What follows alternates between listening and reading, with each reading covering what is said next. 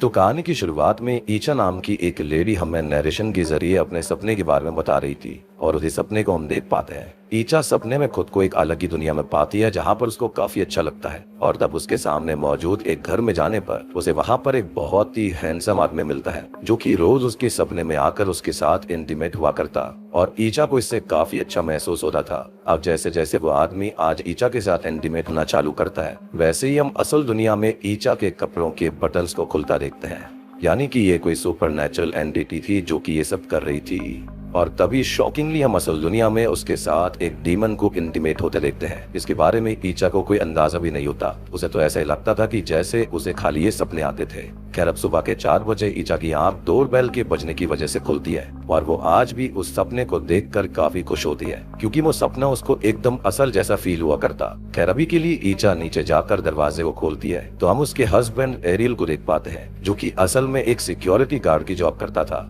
और आज उसका ओवर टाइम होने की वजह से वो लेट घर आया था। लेकिन उसका घर लेट आना काफी दिनों से चल रहा होता है जिस वजह से ईचा और एरियल के बीच कुछ भी सही नहीं चल रहा था। अब ईचा अपने पति से उसकी जैकेट को सही से टांगने के लिए बोलती है जो कि वो वैसा करता भी है, पर तभी वो डीमन उस जैकेट को गिरा देता है जिससे ईचा वो काफी गुस्सा आया था। विच मीन्स कि वो डीमन भी यही चाहता है कि इन दोनों के बीच में चीजें सही ना चलें। खैर अभी के लिए रोज की तरह आज भी ईचा और एरियल के बीच काफी आर्ग्यूमेंट्स होती हैं, जिससे गुस्से में आकर एरियल बिना खाना खाए ही सोने के लिए चला जाता है जिससे कि ईचा को बिल्कुल भी अच्छा नहीं लगता। अब अगली सुबह हम देखते हैं कि जब एरियल उठकर खाना खाने के लिए नीचे आता है तो ईचा फोन चलाते हुए उठकर चली जाती है। इस पर एरियल भी कुछ नहीं बोलता। उनके बीच में काफी कहासुनी हो चुकी थी। अब हम देखते हैं कि जब ईचा अपने काम पर जाती है तो आज उसका मूड सही नहीं होता। वो अपने काम पर ध्यान नहीं दे पा रही थी कि तभी वहाँ पर लेन्ना नाम की एक लेडी आती है जो कि ईचा के साथ ही उस जगह पर काम करती थी और वो उसकी काफी अच्छी फ्रेंड भी थी। अब ईशा का मूड खराब देखकर लेन्ना समझ जाती है कि पिछली रात भी उसकी अपने पति के साथ में बहसबाजी हुई होगी। वहीं एरियल भी पिछली रात की वजह से काफी उदास था। खैर अब खाना खाते समय हम देखते हैं कि लिंडा और ईचा आपस में बात कर रहे थे। उन दोनों की बातों से हमको पता चलता है कि ईचा की शादी को 3 साल हो चुके हैं। वो लोग शादी करने से पहले काफी खुश थे क्योंकि उस टाइम पर एरियल सच में ईचा के लिए काफी कुछ करता था। ईचा के हिसाब से ना तो अब वो रोमांटिक था, ना ही उसके लिए गिफ्ट लेकर आया करता और ना ही कोई सरप्राइज प्लान किया करता। तब लिंडा ईचा को समझाने की कोशिश करती है कि यही तो जिंदगी होती है शादी के बाद की, क्योंकि काफी चीजें चेंज हो जाती हैं, जिम्मेदारियां आती हैं, पर वो हमारे ऊपर भी डिपेंड करता है कि हम किस तरह से चीजों को सही से मैनेज करते हैं और अपने पार्टनर को समझते हैं। और उल्टा वो ईचा को एग्जांपल देती है कि वो भी तो अब एरियल से मिलते टाइम ना ही मेकअप करती है और ना ही उससे उस तरह बात करती है जैसे कि वो पहले करती थी। तो चेंजेस तो उसके अंदर भी आए हैं और भगवान करे ऐसी अच्छी दोस्त हर किसी को मिले, चाहे वो लड़का हो या फिर लड़की, क्योंकि ऐसे बहुत ही कम लोग होते हैं जो कि आपके रिश्तों को बचाते हैं। एनीवेज अब इन दोनों के बीच में इंटीमेसी भी बिल्कुल खत्म हो गई थी जबकि उनकी शादी को मात्र 3 साल ही हुए थे। इनफैक्ट ईचा को तो याद भी नहीं था कि आखिरी टाइम उसने एरियल के साथ में क्वालिटी टाइम कब स्पेंड किया था। तब लिंडा उसको आज अच्छे से तैयार होकर एरियल के साथ इंटीमेट होने का सजेशन देती है। इस पर ईचा मान जाती है क्योंकि वो जानती थी कहीं ना कहीं लिंडा सही बोल रही थी। अब वहीं एरियल जो होता है उसका भी सीनियर उसको समझाता है कि उसे अपनी पत्नी ईचा को चाहे थोड़ा सा ही सही लेकिन वक्त देना चाहिए। इसके लिए उसको अपने घर पर टाइम पर जाना होगा। इस पर एरियल भी मान जाता है और देखा जाए तो वो ओवर टाइम अपनी बीवी के लिए ही कर रहा था, अपने सिक्योर फ्यूचर के लिए कर रहा था। खैर अब वैसे तो आज भी वो अपने ओवर टाइम की वजह से घर लेट आया था, लेकिन ईचा आज उससे काफी अच्छे से बात करती है और वो उसके जैकेट को खुद ही उतार कर टांगती है और इवन आज उसने उसके आने से पहले चाय भी बनाकर रखी हुई थी। और एरियल को ये सब काफी ज्यादा अच्छा लगता है। ऐसा लग रहा था कि जैसे उसकी कद्र करी जा रही है और अब वो दोनों इंटीमेट होना चालू कर देते हैं। पर जैसे जैसे वो इंटीमेट हो रहे थे वैसे वैसे उनके घर की लाइट फ्लिकर कर रही थी और तभी हम एरियल और ईचा के साथ उस डीमन को भी देख पाते हैं जो कि खुद भी ईचा के साथ इंटीमेट हो रहा था, यानी कि उसने ईचा का साथ अभी तक नहीं छोड़ा। अब सोने पर ईचा खुद को फिर से उस अदर रंग की बिल्डिंग पर पाती है जहाँ पर वो डीमन हैंडसम आदमी के रूप में उसके पास आकर उसकी बॉडी पर एक गोल रखते हुए उससे ये कहता है कि अब वो इस जगह से कभी बाहर नहीं निकलेगी। ईचा इस बात से काफी डर गई थी और जब वो उस बिल्डिंग के दरवाजे वो खोलने की कोशिश करती है तो इस बार वो नहीं खुलता। तब उसके सपनों वाला आदमी उसके पास आने की कोशिश करता है, लेकिन डर की वजह से ईचा की नींद खुल जाती है। पर सबसे अजीब बात तो ये थी कि अगर ये सपना था तो ईचा के बेड के पास में वही फूल कैसे रखा हुआ था जिसको उस डीमन ने उसके सपने में दिया। वो देखकर ईचा काफी शॉक्ड हो गई थी। खैर अब इसके बाद में जब वो नीचे आती है तो आज एरियल ने खुद ही ईचा के लिए खाना बनाया हुआ था जिसको देखकर उसे काफी अच्छा लगता है। आज वो दोनों बहुत अच्छे से बात करते हुए अपने पुराने दिनों को याद करते हैं और उसी दौरान एरियल ईचा से माफी मांगते हुए उससे वादा करता है कि अब तक जो कुछ भी चीजें चल रही थी वो उनको सुधारेगा और वो दोनों पहले की तरह ही जीरो से एक अच्छी शुरुआत करेंगे और ईचा भी इस पर मान जाती है। अब आज ईचा घर थोड़ा सा लेट आने वाली थी क्योंकि अपने काम को खत्म करने के बाद उसे अपनी छोटी बहन एमा से मिलने के लिए जाना था। अब आगे एरियल आज खुद अपनी स्कूटी पर ईचा को उसके काम पर छोड़ने के लिए जाता है और लिंडा उन्हें ऐसे साथ देखकर काफी खुश होती है और आज ईचा भी मन लगाकर काम कर रही थी। पर काम करते करते अचानक से उसे बॉक्स के अंदर वैसा ही सेम फूल दिखाई देता है जैसा कि उसको सपनों वाले आदमी ने दिया था। इसको देखकर ईचा काफी ज्यादा शॉक्ड रह गई थी। वो उस फूल को उठाने ही वाली होती है कि उससे पहले ही वो फ्लावर कोई और उठा लेता है और अब ईचा के सामने उसके सपनों वाला आदमी आता है जो कि उसकी तरफ बढ़ रहा था। और तभी उसके रिफ्लेक्शन को जब ईचा पास में लगे हुए एक छोटे से शीशे में देखती है तो उसके होश उड़ जाते हैं क्योंकि रिफ्लेक्शन के अंदर वो उसे आदमी नहीं बल्कि एक डीमन दिख रहा था। इतने में ही ईचा को वॉमिट जैसा फील होता है और वो बाथरूम में जाकर वॉमिट करने लगती है। तभी एज अ व्यूअर हम उसके पीछे उसी डीमन को खड़ा हुआ भी देखते हैं। अब ईचा को बाथरूम की तरफ ही भागता हुआ देखकर लिंडा भी बाथरूम में आ गई थी। अब वो ईचा से पूछने की कोशिश करती है कि उसके साथ क्या हुआ, लेकिन ईचा उसे कोई भी रिप्लाई ना करते हुए वहां से चली जाती है। जाहिर सी बात है कि उसके साथ जो कुछ भी चल रहा था उसके बारे में ना तो वो खुद समझ पा रही थी और अगर उसे सब कुछ समझ में आ भी रहा होता तो वो इसके बारे में किसी को क्या ही बताती। खैर उसके बाथरूम से जाने के बाद में जब लिंडा वॉश बेसिन में देखती है तो वो काफी घबरा गई थी। असल में ईचा ने खून की उल्टी करी थी और उसके अंदर कीड़े भी थे। अब रात में ईचा जो होती है वो अपनी छोटी बहन एमा के साथ एक रोड साइड रेस्टोरेंट में मिलती है जहाँ पर हम एमा की बातों से जान पाते हैं कि उसने अपने बॉयफ्रेंड डेस्टा से ब्रेकअप कर लिया है क्योंकि वो काम में इतना व्यस्त रहता है कि वो उसको टाइम नहीं देता, जिसकी वजह से ही उन दोनों के बीच में बहुत आर्ग्यूमेंट होती है। तब ईचा जो होती है वो सेम लिंडा वाली लाइन एमा को चिपकाती है कि एक रिश्ते में ये सब बहुत ज्यादा नॉर्मल होता है और इसलिए उसे डेस्टा को एक और मौका देना चाहिए क्योंकि डेस्टा पिछले 2 साल से एमा के साथ रिश्ते में था और वो दोनों एक दूसरे को काफी पसंद भी करते थे। बेसिकली दोनों बहनें ही इमोशनली काफी ज्यादा नेग्लेक्टेड फील करा करती थी, लेकिन एक चीज थी कि वो अपने आप को नहीं देखती थी। एनीवेज अब ईचा एमा को एक बहुत ही अच्छी बात बताती है कि बढ़ती उम्र के साथ साथ एक समय ऐसा भी आता है जब कपल्स कुछ कर नहीं सकते, उन लोगों के पास बात करने के अलावा कोई और रास्ता नहीं होता और ऐसे टाइम पर हमारे साथ एक सही साथी होता है जिससे हम हर एक बात शेयर कर सकते हैं तो जिंदगी के अंदर कोई रिग्रेट नहीं रह जाता। बेसिकली वो ये कह रहे थे कि दोनों आपस में खुश रहो और ये सब चीजें आम बात होती है। अब एमा इस बात को समझ गई थी, लेकिन वो अपनी बहन को ये बताती है कि वो अपने पेरेंट्स से मिलने के लिए गई थी और वो ये चाहते थे कि जल्दी से वो अपने ग्रैंड चाइल्ड की शक्ल देखें। बेसिकली ईचा के लिए ये बात थी। अब जैसे ये बात आती है वैसे ही ईचा थोड़ी सी उदास हो जाती है क्योंकि वो खुद भी बच्चे के लिए ट्राई कर रही थी लेकिन बार बार कुछ ना कुछ कॉम्प्लिकेशंस आ रहे थे, जिस वजह से ही ईचा की दवाई भी चल रही होती है और कहीं ना कहीं इन चीजों की वजह से भी ये दोनों काफी परेशान थे। खैर उन दवाइयों को लाने के लिए ईचा एरियल को टेक्स्ट भी करती है और आज जब एरियल अपने वर्क प्लेस पर होता है तभी अचानक से उसको अपने सामने ईचा दिखती है। लेकिन ऐसा कैसे हो सकता था, वो तो एमा के साथ थी, लेकिन यहाँ पर ये ईचा नहीं थी बल्कि कुछ और चीज थी। शायद सिर्फ डीमन उसको कोई दिखाना चाहता था। अब ईचा को इस तरह देखकर वो काफी शॉक्ड हो गया था। अब जैसे ही वो उसके पीछे जाता है तो वहाँ पर ईचा नहीं होती, लेकिन तभी एरियल को ईचा के जोर जोर से चिल्लाने की आवाज आने लग गई थी और जब वो उन आवाजों का पीछा करता है तो उसको उसके वर्क प्लेस वाली बिल्डिंग में ही ईचा अजीब तरह से खड़ी हुई नजर आती है। अब ईचा को देखकर ऐसा लग रहा था कि जैसे कि वो प्रेग्नेंट हो और उसके लेबर पेन शुरू हो जाता है और एरियल ये सब देखकर काफी ज्यादा डर गया था। तभी ईचा के यूट्रस से एक बच्चा बाहर आता है जो कि एक डिमोनिक बेबी था और एरियल इसे काफी ज्यादा घबरा जाता है, लेकिन ईचा एक क्रीपी स्माइल दे रही थी। अब वो बच्चा क्रॉल करते हुए एरियल के पास आने की कोशिश कर रहा होता है कि तभी एरियल के पास उसका सीनियर आता है, जिसके आते ही वहाँ पर सब कुछ नॉर्मल हो गया था और क्योंकि अभी एरियल को सही नहीं लग रहा होता तो वो अपने घर पर चला जाता है और आज जो कुछ भी हुआ था एरियल उससे काफी डरा हुआ था और वो ईचा से सही से बात भी नहीं करता। अब वो बस ईचा को उसकी दवाई देकर ये बताता है कि उसने कल महबूब सारी को ईचा की बॉडी मसाज करने के लिए बुलाया है। इतना बोलकर वो बस सोने के लिए चला गया था। अब ईचा को ये सब काफी ज्यादा अजीब तो लग रहा था, लेकिन वो भी बस चुपचाप सो जाती है। अब सुबह जब महबूब सारी ईचा की मसाज कर रही होती है तो वो उसको कम स्ट्रेस लेने के लिए कहती है क्योंकि उसकी बॉडी को आराम की जरूरत थी, पर उसकी पेट की मसाज करते समय महबूब सारी बताती है कि ईचा तो 3 महीने प्रेग्नेंट है, जिसको सुनकर ईचा को काफी खुशी होती है। लेकिन एरियल इससे डर गया था क्योंकि रिसेंटली वो 2 दिन पहले उसके साथ इंटीमेट हुआ था या फिर 6 महीने पहले हुआ था, यानी कि 2 दिन से पहले 6 महीने तक उनके बीच कुछ भी नहीं हुआ था, तो 3 महीने प्रेग्नेंट ईचा कैसे हो गई थी। खैर अभी तो वो ईचा से इस बारे में कुछ नहीं बोलता और बस नॉर्मली उसको काम पर छोड़ने के बाद घर पर आ जाता है। अब ईचा जब ऑफिस में इस बारे में सबको बताती है तो सभी काफी खुश थे क्योंकि वो काफी टाइम से इसके लिए ट्राई कर रही थी। लेकिन लिंडा इस बारे में सुनकर ईचा की वॉमिटिंग वाली बात को याद करती है और इस वजह से वो काफी टेंशन में थी। लेकिन जब वो इस बारे में ईचा से बात करने की कोशिश करती है तो उसको ऐसा लगता है कि लिंडा उसके प्रेग्नेंट होने की वजह से खुश नहीं है, इसलिए वो उससे ज्यादा बात नहीं करती और वहां से चली जाती है। लेकिन लिंडा के हिसाब से खून की उल्टी आने के साथ साथ उसके अंदर कीड़ों का होना अच्छा साइन नहीं था। खैर अब रात में हम एरियल को देखते हैं जो कि अपने सीनियर के साथ बात करते हुए उसे अपनी सारी सिचुएशन के बारे में बताता है। और फिलहाल एरियल को ऐसा लग रहा था कि जैसे ईचा ने उसको चीट करा है। तब सीनियर उसको डायरेक्ट अपनी पत्नी से इस बारे में बात करने के लिए बोलता है और साथ ही साथ उसने अगले दिन ईचा के साथ रहने का ही सजेशन दिया था और उसका काम कल के दिन वो खुद संभालने वाला था और एरियल भी इस पर मान जाता है। लेकिन जब वो घर पर जा रहा होता है तो पार्किंग में अचानक से उसको एक कार में एक बच्चे के रोने की आवाज आती है।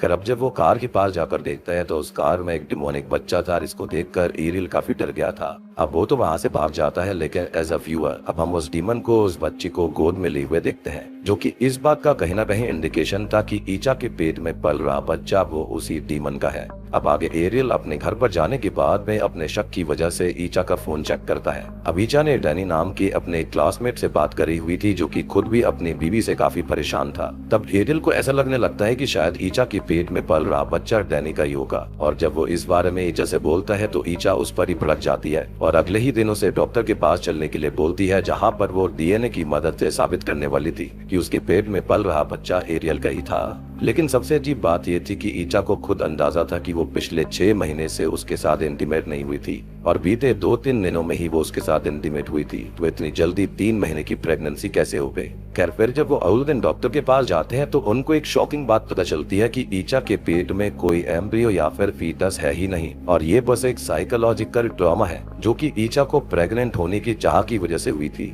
अब इस बीमारी में बॉडी प्रेगनेंसी के साइंस को शो करती है, जैसे कि पीरियड्स आना बंद हो जाते हैं और पहली फूल जाती है, पर हकीकत में पेट के अंदर कोई भी बच्चा नहीं होता, जो कि मुझे फ्रॉम सीरीज की तरफ ले जाता है। अब जिन लोगों ने फ्रॉम सीजन 2 देखा होगा तो उसके अंदर भी फातिमा नाम की एक लेडी के साथ सेम सीन हुआ था। वो कभी भी प्रेग्नेंट नहीं हो सकती थी, लेकिन उसके पेट में स्माइली मैन डिमोनिक चाइल्ड होता है, पर उसको भी सेम सिम्टम्स थे, लेकिन अल्ट्रासाउंड स्कैन में कुछ भी नहीं आ रहा था। लेकिन अंत में हम जानते हैं कि उसने स्माइली मैन को यानी कि डीमन को जन्म दिया था। अब ईचा तो इस बात को सुनने के बाद उदास हो गई थी और एरियल इस बात को सुनकर हैरान था। खैर अब जब ईचा इस बारे में जाकर लिंडा को बताती है तो वो खुद भी परेशान होते हुए ईचा को अपने साथ एक उस्ताद सैनी के पास लेकर जाने का फैसला करती है, क्योंकि वॉमिटिंग में कीड़े का आना और खून आना और ईचा का ऐसे प्रेगनेंसी के साइंस को शो करना लिंडा को ठीक नहीं लग रहा था, यानी कि यहाँ पर कुछ ना कुछ सुपर नेचुरल चीज थी। अब जैसे ही उस्ताद जैनी ईचा को देखते हैं तो उन्हें उसके पीछे वही डीमन भी इंसानी रूप में खड़ा दिखता है, जिसको देखकर उस्ताद वैसे सारा माजरा समझ गए थे।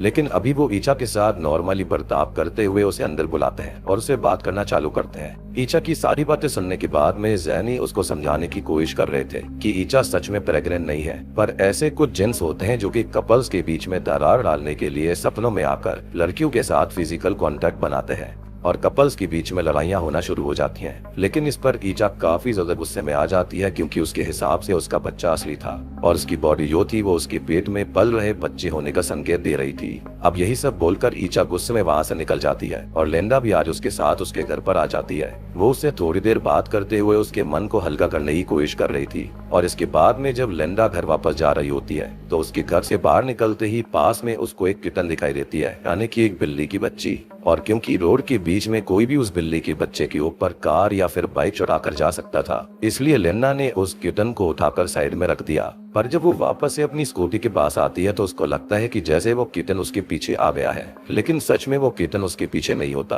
फिर जब वापस से लिंडा वापस से उस बिल्ली के बच्चे को देखने के लिए बॉक्सेस के पीछे जाती है तो वहाँ पर वही जिन बैठा हुआ था, यानी कि डीमन बैठा हुआ था। और हम जानते हैं कि कई सारे जिन्स जो होते हैं वो अपना रूप बदल सकते हैं। खैर वो लिंडा के ऊपर हमला करके उसे खत्म कर देता है और ये सारी चीजें ईचा ने भी सेम अपने सपने में देखी थी, इसलिए वो घबरा कर उठती है और भागते हुए अपने घर के बाहर उसी जगह पर जाती है जहाँ पर लिंडा खत्म हुई थी। अब वहाँ पर काफी सारे लोगों ने भीड़ लगा के रखी हुई थी और वहाँ पर लिंडा की लाश खून से लथपथ पड़ी हुई थी और जिन ने ऐसा इसलिए किया था क्योंकि वो उनके बीच में आ रही थी और वो उसको उस्ताद के पास लेकर गई थी, जिसके चलते ऐसा हुआ। कर अब ये देखकर ईचा बहुत जोर जोर से रोने लगती है और इतने में ही एरियल भी जॉब से घर वापस आते समय ईचा को देखकर उसके पास जाता है और उसे संभालने की कोशिश करने लगता है। पर तभी वो दोनों गौर करते हैं कि ईचा का पेट काफी ज्यादा फूल गया था और ऐसा लग रहा था कि जैसे वो 7 या फिर 8 महीने प्रेग्नेंट हो और दोनों इससे काफी डर जाते हैं। और अब ईचा को भी समझ आ गया था कि जैनी ने उसको जो भी बताया था वो कहीं ना कहीं सच था। इसलिए वो अपने सपने के बारे में एरियल को सारी बातें बताती है और पहले उसने एरियल को इस बारे में इस वजह से नहीं बताया था ताकि एरियल को उसकी टेंशन ना हो और एरियल भी यहाँ ईचा की फीलिंग्स को समझता है। अब ईचा लिंडा की मौत का जिम्मेदार खुद को मान रही थी और अब वो किसी भी हाल में उस जिन से दूर होना चाहती थी। इसलिए वो एरियल और अपनी छोटी बहन एमा के साथ उस्ताद जैनी के पास जाती है, जहाँ पर जैनी ईचा पर एक छोटा सा एग्जॉर्सिज्म परफॉर्म करता है, जिससे ईचा के शरीर में वो डीमन आ गया था, यानी कि जिन आ गया था, जिसके हिसाब से ईचा उसकी बीवी थी और उन लोगों को ईचा की वाइफ को परेशान नहीं करना चाहिए था। और तब उस्ताद जैनी उस डीमन की बात नहीं सुनते और फिर से कुछ चैंटिंग करते हुए ईचा के अंदर से अभी के लिए उस जिन को निकाल देते हैं और उस दौरान चैंटिंग के वक्त ईचा के पेट में मौजूद उस डिमोनिक चाइल्ड को भी दर्द हो रहा था। पर चैंटिंग्स खत्म होने के बाद ईचा एकदम नॉर्मल हो जाती है। इसके बाद हम उनकी बातों से जान पाते हैं कि ईचा के ऊपर असल में जिन दासम का कब्जा था, जिसने ईचा और एल के बीच कुछ दूरियों का फायदा उठाकर उसके ऊपर कब्जा कर लिया और ईचा के सपनों में आकर उसे दूसरे रेल में उसे शादी कर ली और उसी के चलते वो उसके साथ इंटीमेट हुआ करता था, बेसिकली दूरी का फायदा उठाया। अब जिन दासिम ऐसे ही मैरिड कपल्स की जिंदगी में आकर उनकी शादीशुदा जिंदगी को बर्बाद करने के लिए जाना जाता है। उसकी इन्फ्लुएंस से बचने के लिए अभी जैनी ईचा को रुकिया करने के लिए कहते हैं। रुकिया असल में इस्लाम का एक हीलिंग मेथड है जिसको करने वाले पर्सन को कुरान के पर्टिकुलर वर्सेस को रोज पढ़ना पड़ता है, मतलब कि अलग अलग सिचुएशंस के लिए अलग अलग वर्स का इस्तेमाल होता था। अब उस्ताद जैनी भी एक पेपर के ऊपर ईचा को एक कुरान का वर्स लिख कर देता है जिसे उसे रोज रोज पढ़ना था। घर वापस जाने के बाद अब एरियल और ईचा सबसे पहले अपनी करी गई गलतियों की वजह से एक दूसरे से माफी मांगते हैं और चीजों को सही करने के लिए सब कुछ सही से शुरू करने का फैसला करते हैं। अब सब कुछ काफी अच्छा चल रहा था, वो दोनों एक दूसरे के साथ खुश भी थे और एक दूसरे को ज्यादा से ज्यादा समय भी दे रहे थे।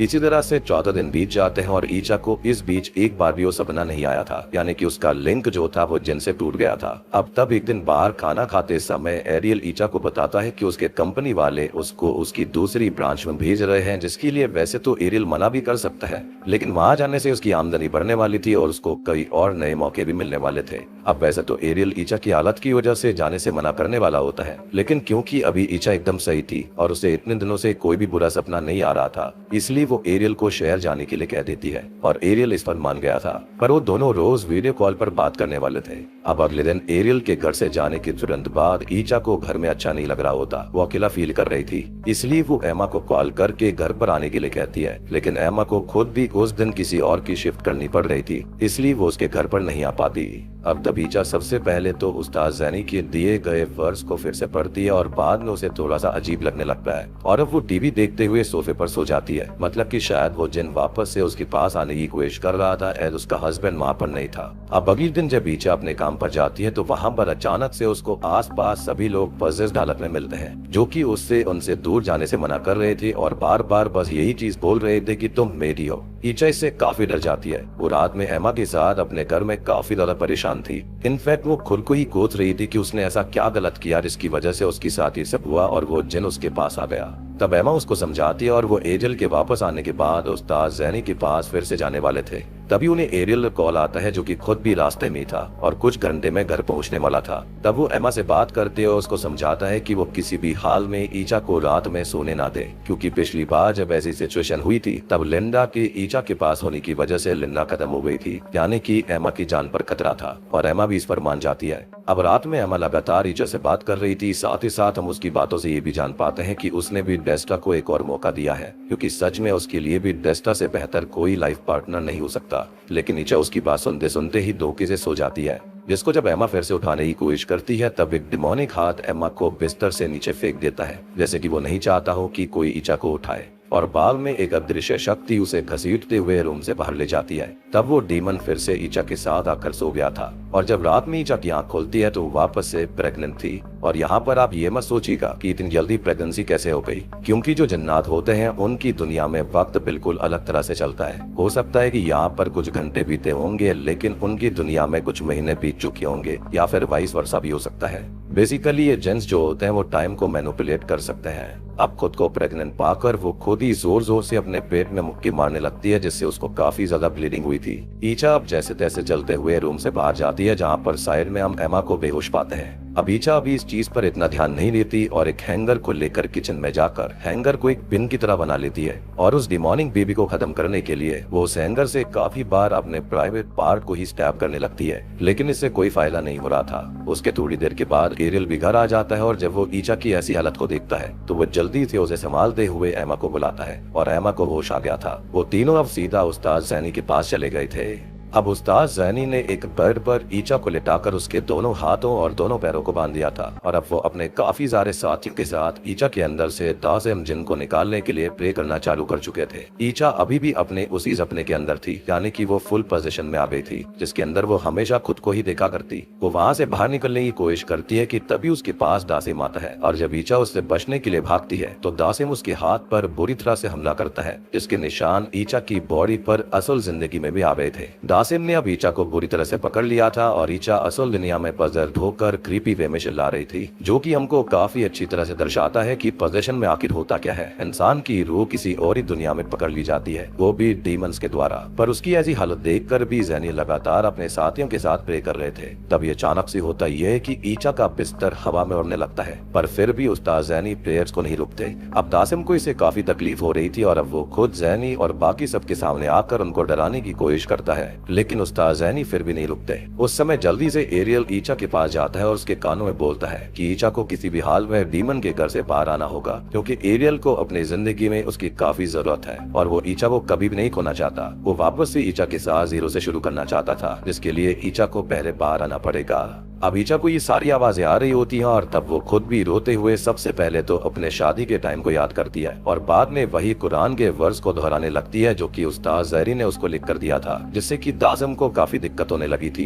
इवन उसकी वो बनाई गई बिल्डिंग भी टूटने लगी थी, जिसके गेट टूटते ही ईचा वहाँ से भाग जाती है, यानी कि उसकी स्पिरिट वापस आ गई थी अपनी बॉडी के अंदर। और जब उसकी नींद खुलती है तो वो एकदम नॉर्मल थी। तब एमा और एरियल उसको हक करते हैं, और उसके हाथ पर हम निशान देखते हैं जो कि दासिम की हमला करने की वजह से उसके कंधे के पास बना था। खैर अब कहानी के आखिर में हमको एक कोड दिखाया जाता है, जिसके अंदर हमको बताया जाता है कि कभी भी कोई इवल थॉट अगर हमारे दिमाग में शैतान की वजह से आता है या फिर शैतान की तरफ बढ़ाता है, तो ऐसे टाइम पर उनको ऊपर वाले को याद करना चाहिए, और वो सब कुछ देख रहे होते हैं, उनको सब पता होता है। मीन्स कि ऐसे टाइम पर वो तुम्हारी हेल्प कर सकता है।